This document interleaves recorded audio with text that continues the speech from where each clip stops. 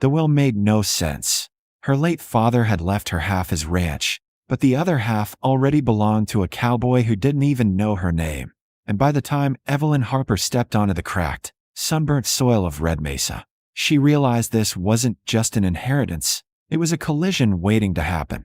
The wind carried dust like a warning as her boots sank into the earth her father had chosen over her, a place she hadn't seen in 12 years.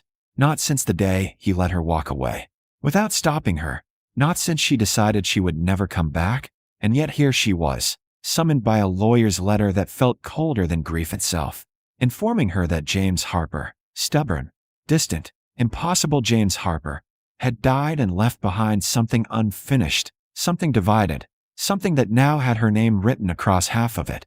She had expected the ranch to be abandoned, maybe sold off, maybe worn down by time the way her memories of him had been, but instead it stood alive and working, fences repaired, cattle grazing in the distance, the low hum of labor echoing across the land as if her father had never truly left. And that was when she saw him. The man who would turn this inheritance into a battle she wasn't prepared for. He stood near the corral, sleeves rolled, hands steady, moving with the kind of quiet authority that didn't need to be announced. A cowboy in every sense of the word, grounded, capable, and entirely at home in a place she still felt like a stranger to. And when he finally noticed her standing there with a suitcase and uncertainty written all over her face, his gaze narrowed just slightly, not curious, not welcoming, just cautious, as if strangers rarely brought anything good with them. "You're lost," he called out, voice firm but not unkind. And Evelyn almost laughed at that, because if there was one place in the world she was supposed to belong, it was here. Except nothing about this felt like belonging anymore. "No," she replied, lifting the folded papers in her hand as if they could anchor her to something real. "I'm exactly where I'm supposed to be." And that was enough to make him walk closer, boots pressing into the dirt with purpose, eyes flicking briefly to the document before returning to her face, studying her like a puzzle he didn't intend to solve. "This is private land," he said, not aggressive, just certain. "You shouldn't be here." And there it was, that invisible line drawn between her and everything her father had left behind, a line she didn't know how to cross except with the truth she wasn't ready to say out loud. But she forced herself anyway, because turning back now would mean admitting that this place had never been hers to begin with. "James Harper was my father," she said, the words heavier than she expected, like they carried all the years she had spent trying not to care. And for a moment, just a moment, something shifted in his expression, not recognition, not understanding, just a flicker of something unsettled. "Was?" he repeated, and she nodded once, the finality of it settling between them like dust. "He passed," she added quietly, and the cowboy exhaled slowly, rubbing a hand across the back of his neck as if the news didn't surprise him but still didn't sit right.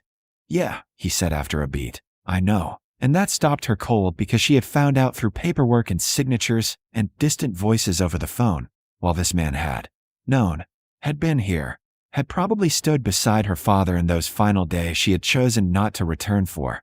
And suddenly the distance between them wasn't just about land, it was about time, about presence, about everything she hadn't been.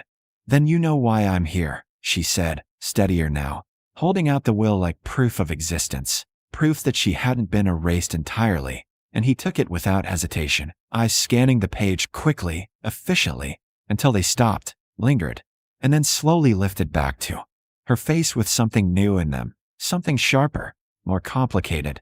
"This says you own half," he said, and there was no mistaking the tension in his voice now, no mistaking the weight of what that meant. "That's right," she replied, even though saying it out loud felt unreal, like claiming something she didn't fully understand, and he nodded once, folding the paper carefully before handing it back. "Then I guess we've got a problem," he said, and she frowned slightly, confusion creeping, and despite herself. "What kind of problem?" she asked, and that was when he gave the answer that changed everything, the answer that turned her inheritance into something far more complicated than she had imagined. "Because I own the other half," he said, and the words didn't just land.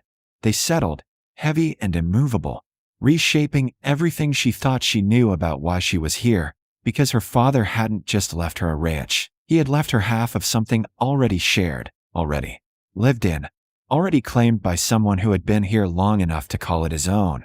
And the realization hit her all at once that this wasn't about stepping into the past. It was about confronting a present she didn't belong to. Not yet. Maybe not ever. And as the wind picked up again, carrying the dry scent of earth and distance, Evelyn Harper understood one thing with absolute clarity. She hadn't just inherited land. She had inherited a stranger, and whatever came next was going to test whether she had any right to either. The truth didn't arrive in a single moment.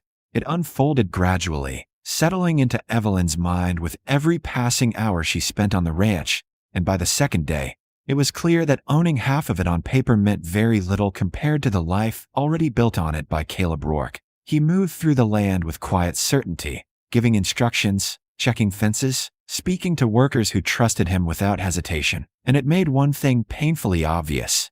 This place wasn't divided. Not really. It was his in every way that mattered. And she was the interruption no one had planned for. "You should have said something sooner," Caleb told her that morning, his tone controlled but firm as they stood near the barn watching cattle being moved across the field. And Evelyn folded her arms, holding her ground even as uncertainty pressed in. "I didn't know there was anything to say," she replied, because that was the truth she kept coming back to. Her father had left her half a ranch, but no explanation, no warning, no mention of the man who clearly had a deeper claim to it than she did. And Caleb exhaled slowly, shaking his head. "He never once mentioned a daughter," he said, and even though she expected it, the words still stung in a way she couldn't ignore. "That sounds like him," she answered quietly, her gaze drifting toward the open land, and something in her tone made Caleb look at her differently this time, not with suspicion, but with a hint of understanding. "James Harper wasn't perfect," he said, "but he wasn't the kind of man who erased people either." And Evelyn let out a soft, humorless breath. "He didn't erase me. He just stopped reaching," she said, and the silence that followed wasn't empty.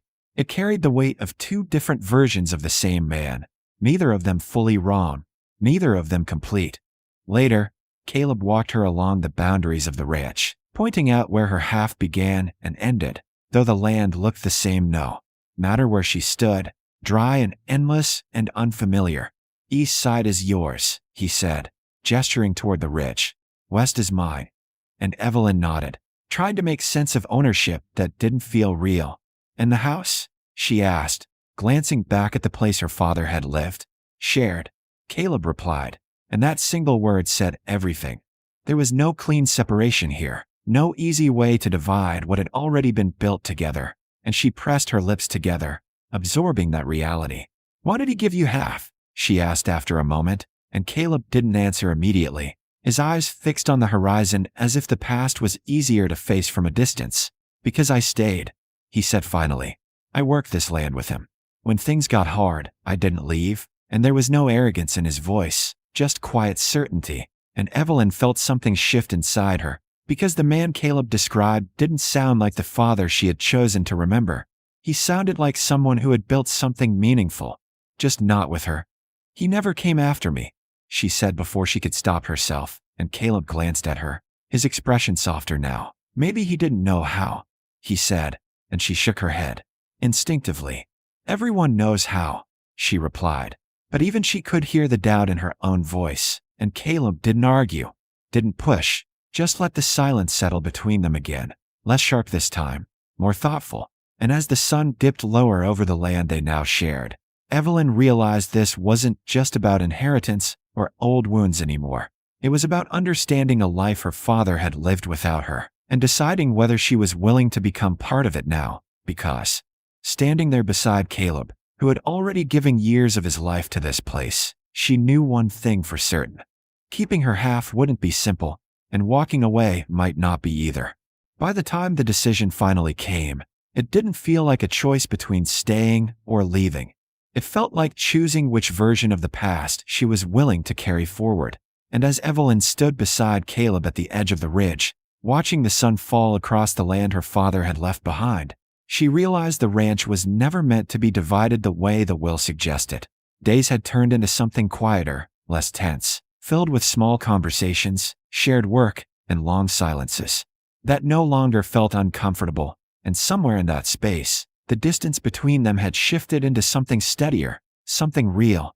"I'm not selling," she said at last, her voice calm but certain, and Caleb glanced at her, not surprised, just waiting. "You sure?" he asked, and she nodded, her eyes still on the land. "I think I've been looking at this the wrong way," she admitted. "I thought he chose this place over me." A pause, softer now. But maybe this was the only way he knew how to hold on to anything. And Caleb let out a slow breath, the tension he'd carried easing in a way he didn't need to explain. "He built it for both of us," he said. And this time, the words didn't feel like a divide. They felt like a bridge, and Evelyn allowed herself a small, genuine smile, one that didn't come from fixing the past but from understanding it just enough to move forward. "Then I guess we figure it out," she said, glancing at him now. "Together." And Caleb gave a slight nod, the kind that carried more agreement than words ever could, because the truth was, neither of them had been given the full story. But what they had now was something they could build on, something chosen instead of inherited. And as they turned back toward the ranch, no longer standing on separate sides of it, one thing was certain: her father hadn't just left behind land. He had left behind a second chance, one they were finally ready to take.